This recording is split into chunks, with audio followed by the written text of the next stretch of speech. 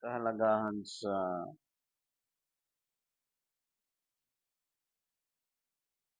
the second coming of Jesus Christ. Atin pong tunghayan yung pag-aaral sa banal na kasulatan at alamin natin sa Biblia ang hangarin ng Diyos sa lahat ng tao tungkol sa itinakda ng Diyos para po doon sa salitang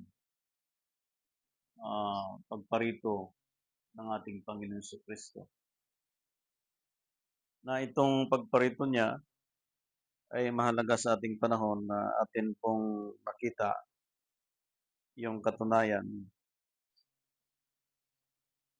sapagkat yung spiritual coming niya ay mahalaga sa ating panahon na ang bawat isa ay nakahanda at gaganap doon sa itinakda ng Gospel of Grace and Gospel of the Kingdom. At dito po ating titingnan sa Biblia sapagkat yung ating pag-aaralan ngayon ay napakahalaga lalo na po sa panahon natin na ating patuloy na pagbabalangka sa Biblia. Yung mga pamamaraan ng Diyos kung bakit merong first coming at merong second coming. At yung first coming, alam ng lahat ng Christians, to save and to redeem, Gospel of Grace. Also the Gospel of the Kingdom, yung dalawang pinakita sa Biblia, loobin ng Diyos na yung dalawang pagkakaiba na ito ay makita ng lahat. Kung ano ang pagkakaiba ng Gospel of Grace and Gospel of the Kingdom. So dito po ay ating titingnan sa Biblia yung pinakahuling bersikulo sa Ephesians chapter 3. Ephesians chapter 3, simulan natin sa verse 10. Verse 10 hanggang 11. Upang gayoy sa pamamagitan ng Iglesia ay maipakilala sa mga pamunuan at sa mga kapangyarihan sa kalangitan ng pagkasbutan ng karunungan ng Diyos. 11. Ayon sa panukalang walang hanggan na ipinanukala kay Kristo Jesus na Panginoon natin. Yan. So sa English Bible, according to the eternal purpose which He proposed in Christ Jesus our Lord. Yung scripture po ay nag-determine sa lahat ng tao na ang eternal purpose ng Diyos, if we talk eternal life, if we talk the Word of God, if we talk Ten Commandments, ang purpose ng Diyos ay para sa eternal purpose. Is not a temporary purpose, but it is also an eternal purpose of God. At itong eternal purpose of God, ito ay nakadesign sa the second coming of our Lord Jesus Christ. Ang pinaliwanag ng Scripture, pinakita po yung ating pinag-uusapan ngayon sapagkat marami pong nakadesign para sa second coming ng Diyos kung paano ang kaganapan from Genesis to Revelation. But ipinakita ng Diyos yung bilang ng maraming tao sa kasalukuyan, babae at lalaki, na may mga tinatawag na karamihan po ay mga relihiyoso. Ang eternal purpose ng Diyos dito po sa pinag-uusapan natin ngayon. Una, sinulat ni Apostol Mateo from chapter 16 verse 27.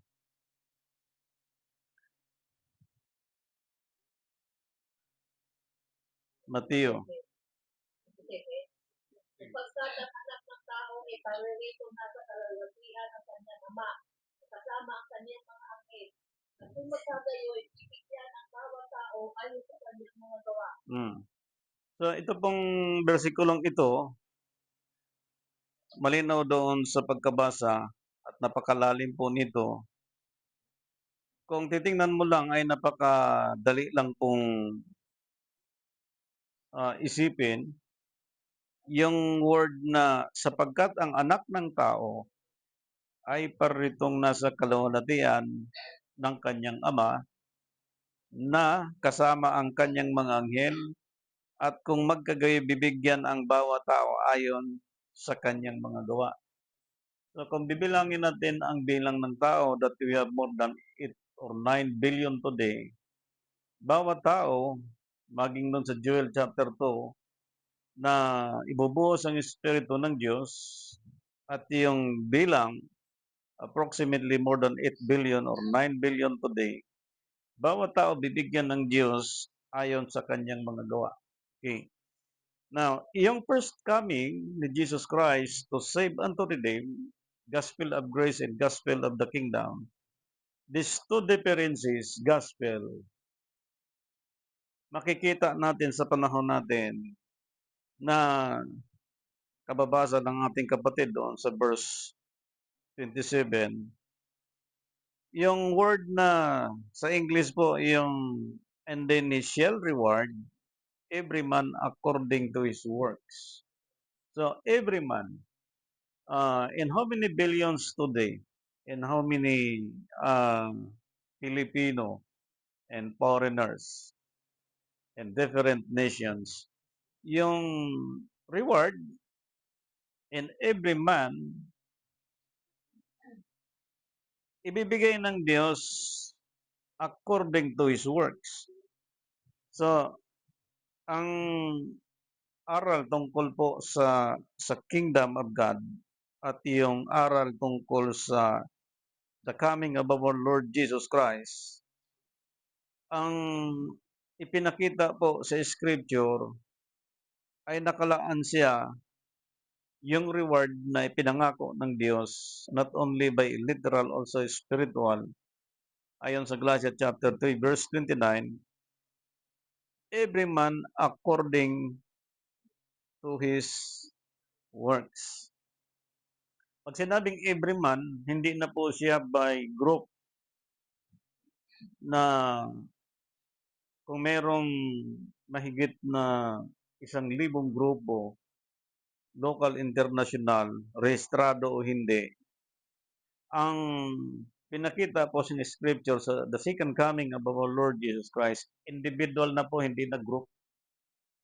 Hindi na po grupo, no? Na kinasanayan ng tao na kapag siya ay kabilang doon sa samahang iyon, ay masabi niyang kami ang tama, kami ang nagsasabi ng totoo, kami ang nagtuturo ng totoo. Pero sa panahon natin, this spirit dispensation of time, yung binasa kanina, for the eternal purposes of God. So, napakapalad po yung makaintindi po nito sapagkat lalo niyang pagsisikapan sa tulong ng Diyos sapagkat yung scripture isinulat, itinakda ng Diyos by His eternal purpose. So, every man, hindi na po siya by group or every group, kundi individual. Malinaw po yan. Now, ang malaking tanong dito, for the Son of Man shall come into the glory of His Father. Darating siya, babalik siya, taglay niya ang kalutiang mula sa Ama, sa Diyos, na may likha ng langit at ng lupa. Ang tanong, paano siya mabigyan ng glory at makita that every man na yung glory ng Almighty God ay mahayag sa kanyang larawan shall come in the glory of His Father with His angels. Yung glory ng Almighty God, taglay niya, by His second coming. At kasama ni Jesus Christ, yung mga angel, yung mga angel na ito, and then He shall reward every man according to his works. So, yung mga angels na ito, sa kanyang second coming, kasama niya na magbibigay doon sa reward according to his works. So, ibig sabihin, anumang religion ng tao, sino man siya, babae at lalaki, kung nabigyan ka ng duty and responsibility, kung nabigyan ka ng tasking, nabigyan ka ng tungkulin sa gawain ng paglilingkod sa Diyos, ito na ang ating encouragement sa lahat na makapagpatuloy at maging matatag sapagkat yung time natin, time na doon sa panahong kung ano ang purpose ng Diyos, bakit tayo pinanganak, tumanda, lumaki, at natuto tungkol po sa pinag-uusapan natin ito. Sapagkat kasama po dyan yung actually merong 5 or 6 dyan. Kasama yung kamatayan, kasama yung pagbibigay ng kaluwalhatian ng Diyos. Kasama po diyan yung paglipol ng Diyos sa tao. Ng kalimitang iniisip ng tao na ang kamatayan ay danasin ng lahat na ang kahalagahan ng eternal purposes of God, ang tao mangmang na po diyan, hindi na po alam nila. Ang problema hindi po tinuturo sa atin. But salamat sa Diyos doon sa mga interesado at nagsikap upang maintindihan yung kahalagahan na ito kung ano ang plano ng Diyos sa kanyang kalooban sa pamamagitan ng ating Panginoon Kristo. Okay. Puntahan natin yung verse 28. Verse 28. Yung nakabasa. Katotohanan ang sinasabi ko sa inyo. May ilan na nangakatayo rito na hindi makitikman sa anumang paraan ng kamatayan hanggang sa kanilang makita ang tao na pumaparito sa kanyang Tanong, ilan yung hindi nakatingin ng kamatayan? Di ba 2? Sino yan? Si Enoch at saka si Elijah. Yung dalawang ito, recorded sa Biblia at maraming naging witness na ito ay hindi dumaan sa 6 feet below. Sila ay inagaw ng Diyos, kinuha ng Diyos. Literal na hindi dumaan sa 6 feet below. So the purpose of God, these 2 prophet of God, ay makita ng lahat ng tao ngayon ang ginawa ng Diyos sa dalawa, Elijah at Enoch, na sa time natin ngayon, spiritual by the second coming of our Lord Jesus Christ, makikita natin ito sa Biblia na tulad ng binasa kanina na ang nasa kaluwalhatian ng kanyang ama nakasama ang kanyang mga anghel at kung maggagayoy bibigyan ng bawat tao ayon sa kanyang mga gawa. So yung verse 27 po, yung purpose ng Diyos, ang bawat tao bibigyan niya ng reward anuman ang kanyang ginagawa. Yan na. So Diyos na po itong nangako, hindi ito presidente ng mga nations, kundi Diyos. Okay. Sa chapter 25, verse 31, sundan natin yung scripture.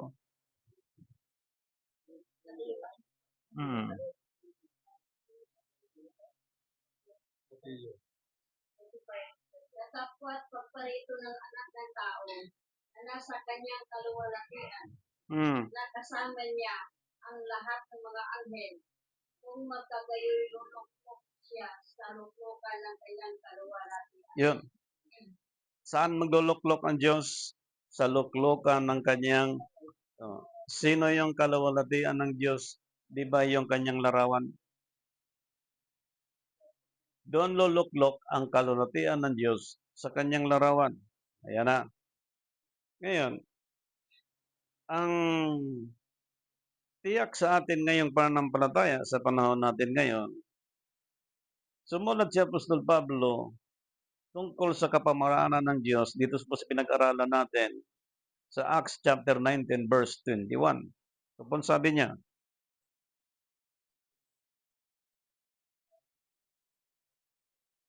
Pagkatapos nga ng mga bagay na ito, ay pinasya ni Pablo sa Espiritu nang matahak na niya ang Macedonia.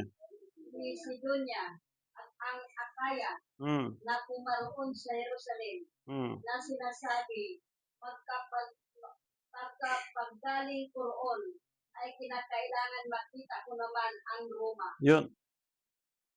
Itong Acts na ito, na binasa natin, ito yung time na si Pablo nag-ministry na. Ayan na. Hindi pa itong time na siya ay nag-uusig pa sa mga mananampalataya, kundi time na ito na na-encounter na niya ang Panginoon at sa paliwanag na ito, nung siya nagmi-ministry na, naglilingkod sa Panginoon sa panahon natin, may mga tungkulin na sa gawain ng paglilingkod sa Panginoon. Like Apostol Paul bilang apostol ng Gentile.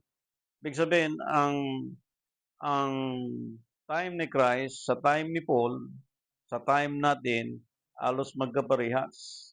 Hindi po magkaiba yon. Okay. Nung nag-ministry si Paul, sinisikap niya, nang sabi sa binasa ng Biblia, ipinasya ni Pablo sa Espiritu. In other words, sa purpose ng Diyos about His second coming, bawat pasya na gagawin ni Pablo ay ipinasya niya sa Espiritu. Sa panahon natin, na binasa kanina, luluklok siya sa kaluwalhatian ng Diyos. Yung luklukan ng Diyos, walang ibang kanyang larawan, na itong larawan sa ating panahon, magkakaroon siya ng second coming by eternal purpose of God. Ayan na. Ngayon, ang kalagang pinakita dito, si Pablo, nagpasya sa Espiritu. Ibig sabihin, ang paglilingkod sa Diyos, kung may pasya ang bawat sino man, kailangan pasyang mula sa Espiritu. Hindi pasya mula sa atin. Hindi pasya mula sa isang sponsor. Hindi pasya mula sa isang donors. Kundi pasya mula sa Espiritu. Okay. Anong purpose? Bakit pasya mula sa Espiritu? Sapagkat luluklok ang kaluwalhatian ng Diyos sa kanyang pagparito, walang iba doon sa larawan ng Diyos. At yung larawan ng Diyos, binigyan ng pangalan ng lalong dakila sa lahat ng pangalan na siyang nagligtas sa ating panahon. First coming and second coming. Itong second coming, dito makikita natin ang katiyakan sa kamatayan at pagkabuhay na magulit natin Panginoon Jesucristo na ang spiritual na katayuan niya sa panahon natin, ipinakita sa time ni Paul, ipinasya niya ang kanyang mission mula sa Espiritu. Sabi niya, nang matahak na niya ang Macedonia at ang Akaya na pumaroon sa Jerusalem na sinasabi, pagkapanggaling ko roon ay kinakailangang makita ko naman ang Roma. So sa ministry niya, kung mapansin natin sa mga nag-aaral, nag-i-end ang ministry ni Paul sa Roma at doon siya pinatay. At yung travel niyang yon, hindi lang isang lipad na mula Metro Manila hanggang Cebu, kundi bago dumating siya ng Roma, iba't iba ang mga pagsubok, iba't iba ang mga na-encounter ni Pablo, at dahil sa iba't ibang yon, ang pasya na mula sa Espiritu Santo sa pagbabasa po sa aklat ng Roma maging sa Acts, ang ipinakita ng Diyos kay Apostol Pablo dahil nagpasya siya mula sa Espiritu.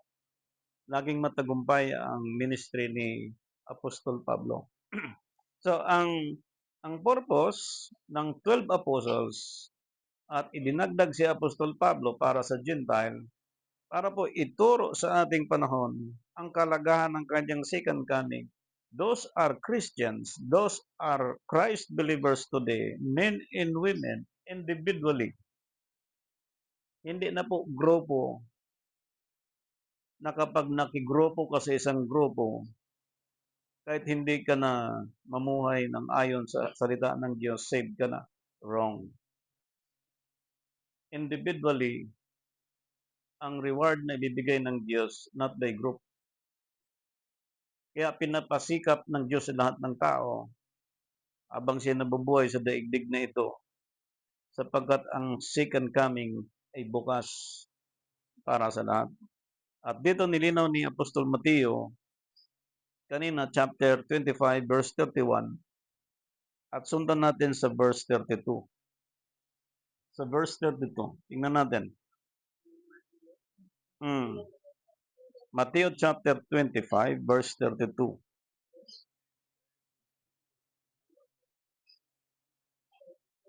At titipunin sa harap niya ang lahat ng mga bansa, at sila'y pagbubukod-bukod din niya na gaya ng pagbubukod-bukod ng pastor Yes. ng sopa at mga kapit. So, how many hundreds of thousands of any religions today? Buddhist, Taoism, Hinduism, may Christians, may Islam. Yung iba't ibang religion ngayon po, pagbubukod ng Diyos, actually. So, no need to debate, no need to quarrel against the Bible of Quran, against the Bible of the Christians, or any Bible today. So, ang gusto lang ipapakita ng Diyos sa time natin, dito sa ating pag-aaral ngayon, yung purpose ng Diyos by His second coming. So, ang division, ang separation na ginawa ngayon ng Diyos and every Christians, nilinaw yung pag-divide po, no, into three kinds of Christianity. Yan ay para sa eternal purpose ng Diyos. Hindi po isang aksidente na bakit ang Roman Catholic nagkamali para po i-declare na paniwalaan ang mga santo, kundi may plano ang Diyos. Okay. Kaya yung atin pong pagtatalakay ay paghihikayat, no, ng lahat na magbasa sa Biblia at humingi ng unawa mula sa Diyos, sapagkat individually ang purpose ng Diyos hindi na by group kundi individual. Okay. Tingnan natin sa paliwanag ni Apostol Pablo sa Romans chapter 1 verse 13. Romans chapter 1 verse 13. At hindi ko ibig, mga kapatid, na hindi ninyo matalastas na madalas kong inaakalang makarating sa inyo. Natapwat hanggang ngayon ako'y nahahadlangan upang magkaroon naman ako sa inyo ng anumang bunga na gaya ng mga ibang hindi. Anong sabi niya? Inaakalang makarating sa inyo, datapwat hanggang ngayon ako'y nahahadlangan. Ano kaya sa tingin niyo? Bakit nahadlangan si Apostol Pablo? Anong hadlang na humadlang sa kanya? Sapagkat kanina, pinasya niya sa Espiritu yung plano, yung pasya na kailangan niyang gawin up to the room.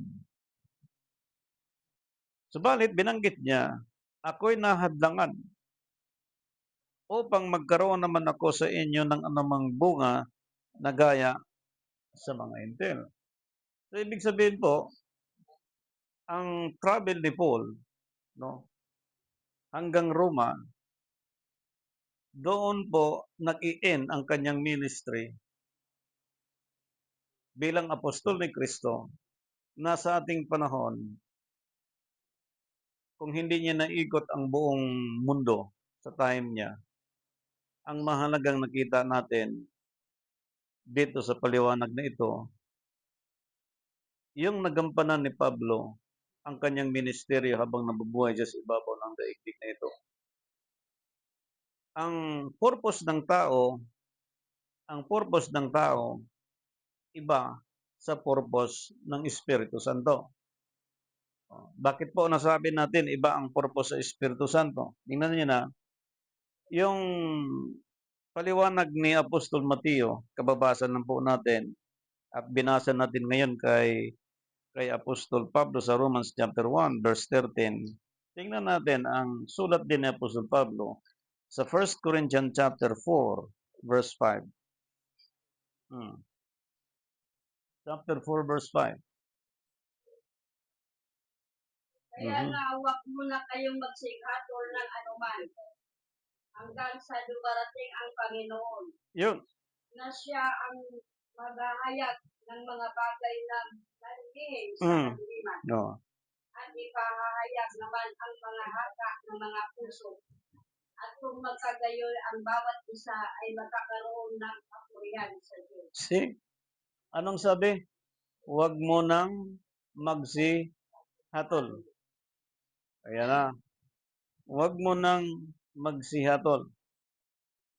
Ibig sabihin, kung abogado ka ngayon, judge ka ngayon, okay? If you are a Christ believers or reliyoso kang tao, this time, pinatigil mo na lahat ngayon na maghatol. This time, nag-declare na ang Diyos sa sulat ni Apostol Pablo sa unang Korinto, ipinatigil niya ang paghatol. Ayan na. Isa pong malawak na kaisipan yan, bakit pinatigil ng Diyos. Okay, pakituloy mo na doon sa scripture na yon. Balikan mo yung verse na yon. Kaya nga, huwag muna kayong magsikhatol ng anuman. Yun. Kaya huwag mo na kayong magsihatol ng anuman hanggang sa dumarating ang Panginoon. Yun. Kaya marami pong tanong, no? Yung isa sa mga nag-contribute ng understanding tungkol sa kingdom ng Panginoon, ang question, what did Jesus say about the gospel of the kingdom? Ano bang pinagsasabi ng Panginoon? Ano bang tinuturo niya? Ano bang sinasabi niya? Okay. Sa malalim po na pag-aaral, at ito ay nasa loob ng Matthew chapter 24, no? Verse 14, mga utos ng Panginoon. Jesus said, this gospel of the kingdom must be preached throughout the earth before the end of this age could come. Babasa natin yan sa Matthew chapter 24, verse 14. It is the opinion of many that this gospel has not been preached to the whole earth and that it has been preached since the first century. Ibig sabihin, ang pagtuturo, no, sa gospel of grace and gospel of the kingdom, actually sa first century itinuturo ito.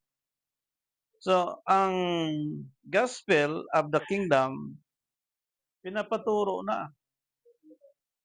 Ang napuna natin ngayon, gospel of grace, ikot lang ng ikot sa gospel of grace, yung gospel of the kingdom, hindi tinuturo sa atin. Kaya nag-declare ang Diyos, pinatigil mo na ang pagja-judge. Kasi po, ang gospel of the kingdom, sa second coming of our Lord Jesus Christ, siya yung hukom na darating na siya ngayon ang magsalita sa buong daigdig kung sino yung mga taong yun, yung mga taong yun, yung mga taong yun, kung sino ngayon ang mga tao na nai-involve sa anumang anomaly, maging politicians, maging hindi, maging ang mga leader ng mga churches na kalimitan po nagkakaroon ng mga negatibong pananaw ang sinumang tao pagdating ng word na all age, samantala itinuturo na ipangaral ang ebanghelyo ng kaharian sa buong daigdig. So anong naging end? Ang naging end, ang mga tao nangamatay sa sakit, sa iba't ibang klaseng sakit. Ngunit sa time ni Christ, nung siya po'y nangaral, nung siya nagpalayas masamang espiritu, sinasabi dumating na sa inyo ang kaharian ng Diyos. Ibig sabihin, kapag ang isang tao gumaling sa sakit, lumakas, hiningi sa espiritu at naging matagumpay ang kanyang ministeryo, ibig sabihin dumating sa kanya ang Panginoon spiritually. Now, dito sa paliwanag na ito, susundan natin sa paliwanag ni Apostol Pablo, again, Ephesians chapter 1, verse 9. Sabi niya, ipinakilala niya sa atin ang hiwaga ng kanyang kalooban. Ayan na. Yung hiwaga ng kanyang kalooban na mula sa Diyos, okay, na itong Diyos ay luluklok sa kanyang kaluwalhatian na yung the second coming of our Lord Jesus Christ, yung gospel of grace, okay, in gospel of the kingdom, and I hope na ituro na ito sa buong daigdig sapagkat sa atin, sa tulong ng Panginoon that we are under Jesus Christ government, ibinigay sa atin kung paano sundan yung seven holy convocation. Ngayon, ang tanong na malaki na binasa natin kanina, paano mabigyan ng kaluwalhatian ang Diyos sa buong daigdig na ang bawat bansa ay sumusunod sa traditions of men and supposedly in every churches today, sumusunod din sa traditions of men. So bakit natin sinabi yun? Sapagkat itong seven holy convocations of God, pag isummarize natin, 4 na taon, 5 taong pag-aaral yan, bawat isang topic, magmula sa the birth of Jesus Christ hanggang sa Feast of Tabernacle, mahabang talakayan yan. If we talk the second coming of our Lord Jesus Christ by His eternal purpose, habang nabubuhay ang tao at may tao sa daigdig na ito, tatalakayin ito. Now, ba't na sinabi natin yan? Tingnan nyo gusto ko lang i-visualize sa ating mga kaibigan sa pananampalataya. Sa Lucas chapter 1,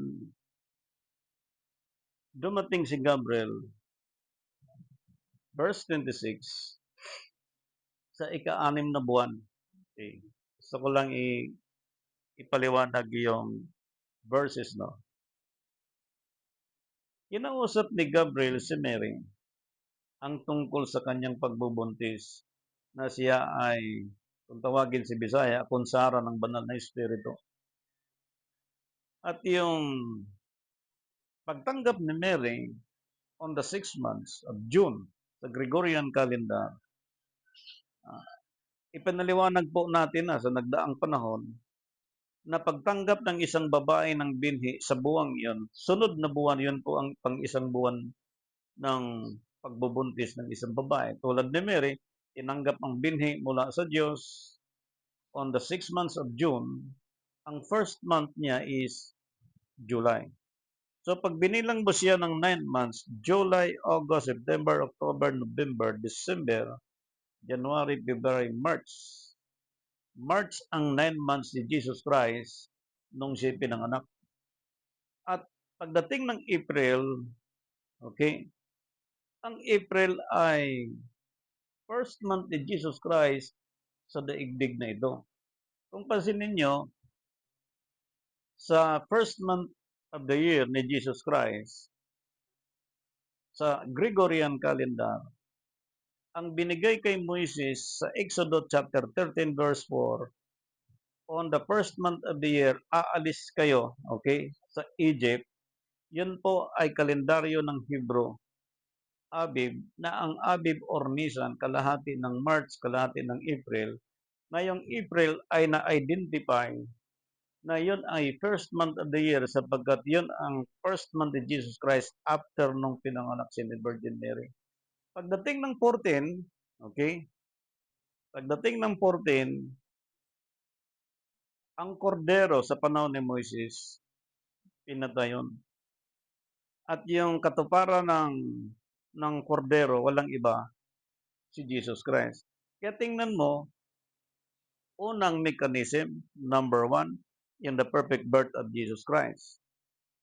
Bakit kailangan pong sabihin natin the perfect birth of Jesus Christ? Dahil pag nagkamali ng declare sa birth ni Jesus Christ, magkakamali na rin po pagdating doon sa death of Jesus Christ at magkakamali din ng the resurrection of our Lord Jesus Christ sapagkat yung seventh day kumakatawan sa isang linggo at yung first day of the week kumakatawan sa panibagong isang linggo. Kaya po yung 7 plus 7 equals 14 doon sa first month up to the 14th day at yung the Sabbath of Christ, yung the resurrection of Jesus Christ after 3 days and 3 nights kumakatawan sa 2 weeks. Kaya kung titingnan mo, no, sa mga propesor, pag tiningnan nyo po, ang aral na yan, merong ipinakita na ang seventh day, God was rest, na itong Diyos na Espiritu ay makikita sa kanyang larawan. In other words, yung glory of God, luluklok sa kanya na pagdating niya dito sa daigdig na ito spiritually, na kung sinong nangaral tungkol sa kaharian ng Panginoon at yung taong yon ay pinagharian, hindi siya magpasakop doon sa traditions of men. Sapagkat may babala na si Apostol Pablo sa Colossus chapter 2 verse 8 na ang sabi niya sa English Bible, tingnan natin. Tingnan natin sa English Bible. Chapter 2 verse 8. Ngayon magsipagin at baka inyo'y may gumihat sa pamamagitan ng kanyang filosofiya at walang kabuluhang pandaraya. Yan. Ayon sa sabi ng mga tao, ayon sa mga pasimulang aral ng sanlibutan at ayon kay Kristo. Tingnan nyo na, ang birth of Jesus Christ, ang 9 months, hindi po March. Ang New Year natin, hindi po April. Ang Sabbath po na dapat gawin ng mga Christians, yung iba hindi na nag-Sabbath. Ang first day of the week, yung iba ay nag-declare from the traditions of men na ang Sabbath at first day of the week ay hindi na po tumutugma doon sa tinakda ng prophecy from Daniel chapter 9 verse 27. Kaya po si Apostol Pablo nagturo sa atin sa Romans chapter 8 na huwag kayong makisama sa mga taong sumasamba sa Diyos-Diyosa, mga mandaraya, mga sorcerer. Ibig sabihin, kung alam ng tao, no, alam natin kung sino yung mga taong nagtuturo tungkol sa mga precaution ni Apostol Pablo.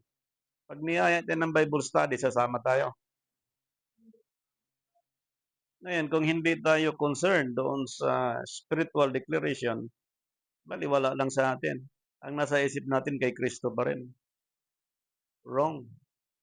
Para siyang sakit, mga kapatid, na pag nahawa ang tao sa isang sakit, yung sakit niyan bibihira kang makakalag. That is spiritual sickness and disease. Kaya pag may niyaya tayong Bible study at alam natin ang klaseng mga tao kung anong turo ang taglay, you declare your spiritual declaration, not by your own or personal wisdom, being a human. Kaya maging strict po tayo sa sarili. Sapagkat ang kalimitang ginagamit ng enemy, Bible. But strictly speaking, kapag nag-decide ang isang tao by spirit decision, you need to follow the decision of the Holy Spirit. Pag binabreak mo yon, mahihirapan ka makarecover. Kasi ang demonyo, ang kanyang pag-iikayat, Bible. Okay? But based on the scripture, may babala si Paul ang tungkol sa pagdayo ng klaseng mga tao. Pwede kung hindi mo kilala. Pero kung alam mo ang doctrine ng mga ito, distansya ka na. Huwag kang basta-bastang makikijuwin na pati ang sarili ng taong ito ay nadadaya doon sa pandaraya na ginagawa ng kaaway. Sapagkat sa Biblia, sa aklat ng James, magaling ang demonyo tungkol sa pagkakilala sa Godhead. Kaya po, ang lahat kailangan magbasa sa Biblia, manalangin, sapagkat ang mandaraya sa daigdig na ito, ang mundo na ito ay tinawag ng Diyos na kaharian ni Satanas. But by the glory of God, by His second coming, nakukungkir na ng Diyos through Jesus Christ ang daigdig na ito na pinagarian ni Satanas ng mahabang panahon. Kaya ngayon, doon sa scripture, binalaan ng Diyos ang sino man na mag-judge. Kaya kung napapansin natin ngayon, no, those are judge or lawyer today. Kung nagreklamo kayo na meron nag-bend the law, that is your problem. And you need to start to study about the Constitution, not only by this word, but also the law of God, law and ordinances of God. Sapagkat, hindi naman siguro kulang kayo sa pag-iisip na kaya kayo nag-aral ng abogado dahil pag nag-abogado ka, yayaman ka, kikita ka. Magkanong bayad sa bawat kaso. Ngayon, marami kong kaibigang abogado na nagsasabi, pwedeng baluktutin nila ang tama, pwedeng baluktutin nilang mali.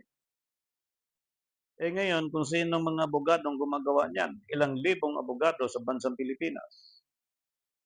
Ito ay wake-up call sa lahat ng lawyers, maging sa nag-aaral ng abogado, maging sa mga nag-aaral sa Biblia, maging sa mga naglilingkod sa Diyos, sapagkat yung declaration na sinulat kanina na itigil nyo na ang paghuhusga dahil nakita ng Diyos ang buong daigdig. Ginagamit yung salitang paghuhusga pero hindi para sa kalwalatian ng Panginoon, kundi para lang sa kanyang personal interest. Now, bakit namuhay si Paul? Bakit nagtagumpay ang mission ni Paul? Bakit hindi namatay sa gutom si Paul? Sapagkat kabilang si Paul sa eternal purposes of God, bakit kailangan niyang tapusin ang kanyang ministry hanggang Rome? Sa atin, individually, sa mga taong hindi naglilingkod sa Panginoon. Sabi ng Peter, ang kamatayan ng mga masama saan sila maghaharap, bagamat ang mga matuwid ay bahagya. Ilan at sino ang matuwid sa panahon ngayon? Sabi ng Revelation, mayroong nanggagaling at napakaraming tao, ngunit sila ay pinaputi ng dugo ng kordero. At yung papasok sa karya ng Diyos, except a man be born again, you cannot enter the kingdom of God. John 3:3. Ibig sabihin, ang papasok lang talaga, 7:21, yung gumaganap sa kalooban ng Diyos. Pero yung hindi, mas marami. Millions, billions of people na hindi makasunod yan. At pinakita ng Scripture, Ephesians chapter 3, verse 11, kanina, yung binasa kanina, according to the eternal purpose which He purposed in Christ Jesus our Lord. Ayan na. Ngayon, sa isa pang paliwanag dito, na mayroong malaking katanungan po, mga kapatid, no? What is the power of the kingdom? Ano bang kailangan talaga malaman ng tao tungkol sa kaharian ng Panginoon? Okay. Lalo na ngayon na tinatakil palagi yung about the second coming of our Lord Jesus Christ. Pero ito po ay napakahalaga sa ating panahon, Romans chapter 8, kasi po mayroon na pong manifestation. Dati kasi the Old Testament time, before Christ, grupo-grupo, sama-sama, pag Jew ka, Israelita ka, o anong lahi mo, Huda ka, o Islam ka, sa Old Testament before Christ, pwedeng ganon. Pero sa time natin after Christ, by His second coming spiritually, yung tanong, what is the power of the kingdom? Oh. Jesus manifested the power of the kingdom with miracles, sign, healing, and deliverance. Hindi pwede pala ang isang Christians na hindi siya makagkaroon ng manifestation at wala siyang proof sa kanyang sarili. Kaya pala po, para sa akin, maraming mga individual na mga independent pastors na ayaw sa gospel of the kingdom sapagkat sa kingdom ay may kautusan at may tuntunin ang mga tao na silang tinubos mula sa mga batas through Jesus Christ. Kaya ayaw nila sapagkat ang strictness ng Diyos for the eternal purposes talagang lalabas ka sa traditions of men. Ngayon, kung worldly person ka, ay talagang makiki-unite ka. Wala kang pakialam sa kasagraduhan ng pag-iingat ng Diyos na natanggap ng isang tao. Ngayon, ang eternal purpose of God in Christ, Jesus our Lord, kanina,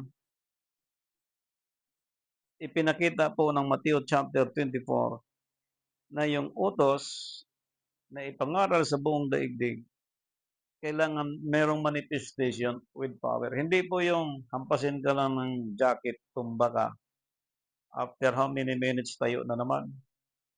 Hindi yung sigawan ka lang, bigla ka na lang matumba.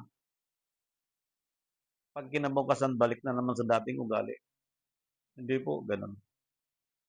So, ang pagja-judge na ipinakita po ng scripture, liban sa Diyos, pinatitigil mo na. Kaya kung mapansin mo sa atin, especially sa mga matataas na may tungkulin sa ating pong mga korte, diskaril na po ngayon ang katwiran ng tao at pinipilit na bungguin, na baluktutin ang sitwasyon ng anumang batas na meron tayo sapagkat matagal na niyorakan ng maraming mga lawyers, hindi naman lahat, ang batas na binigay ng Diyos sa daigdig na ito.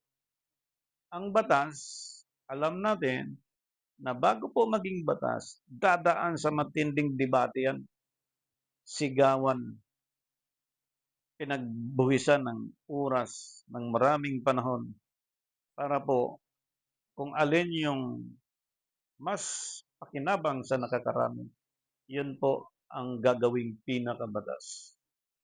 In our time, tayo hindi na pwedeng gumawa ng batas para po sa atin. Sapat na po ang binigay ng Diyos. Tingnan nyo, balikan ko yung first mechanism of God, the perfect birth of Jesus Christ. Ngayon, hindi naman pwede na mabuhay siya kung hindi dumaan sa kamatayan. Una, birth of Jesus Christ. Pangalawa, sinatay siya. Pangatlo, nabubuhay siya. Di ba? Balikan natin. Pinanganak siya.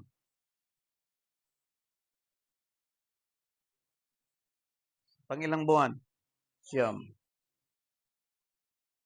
Unang buwan niya sa daigdig na ito is Abib or April. First month of the year. Tingnan niyo, yung first month ni Jesus Christ, after nung pinanganak siya ni Mary, yun din yung first month ni Moises at mga Israel na kailangan lumabas sila sa Ehipto. Bago si Kristo nagpakita, literally, na ipinanganak ni Mary, ginampanan muna ni Moises,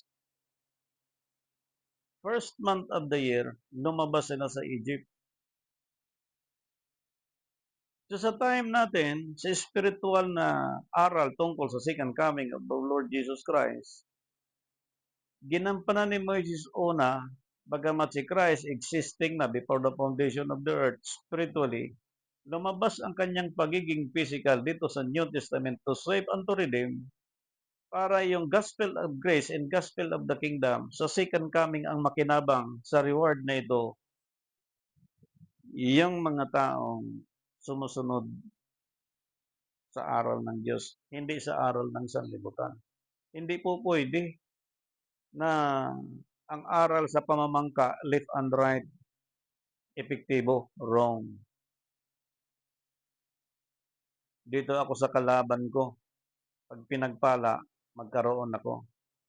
Ito namang isang kalaban ko, pag pinagpala, magkaroon ako. Hindi po ganon. Bagamat may aral sa Biblia, makipagkaibigan ka sa kayamanan ng masasama. Kailan mangyari yun? Kadalasan po, nangyayari yan, hindi pa siya naglilingkod sa Panginoon.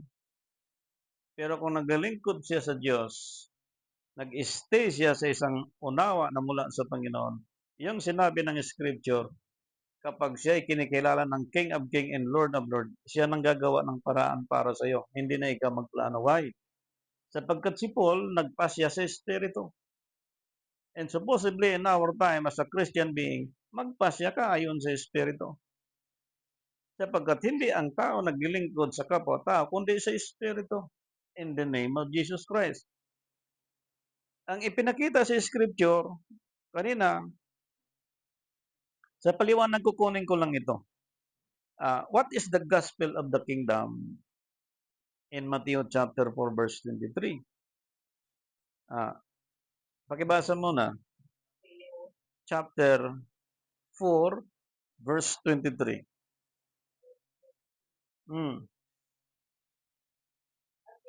At pinipot kay Jesus ang buong Galilea, nagtuturo sa mga sinagoga nila, at ipinangangaral ang Ebanghelyo ng Kaharian, at nagpapagaling ang lahat ng salsal sa Hallelujah.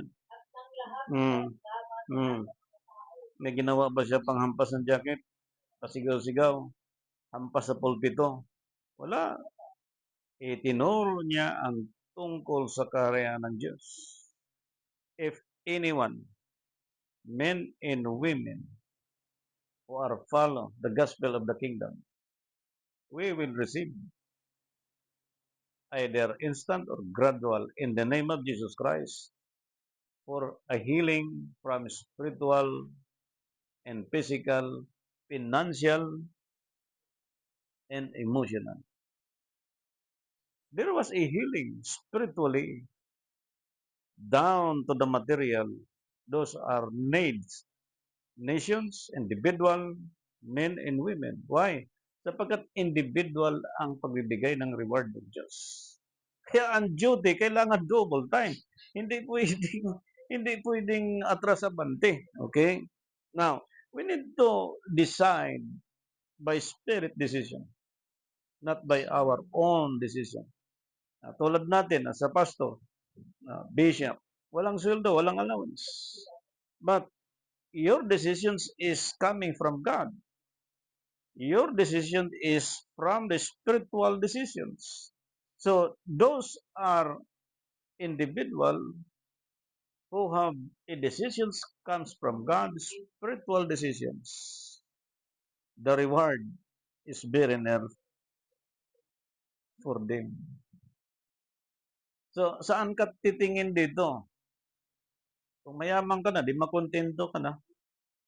Kung marami ka ng ipon sa bangko and how many billions of money, kontento ka na.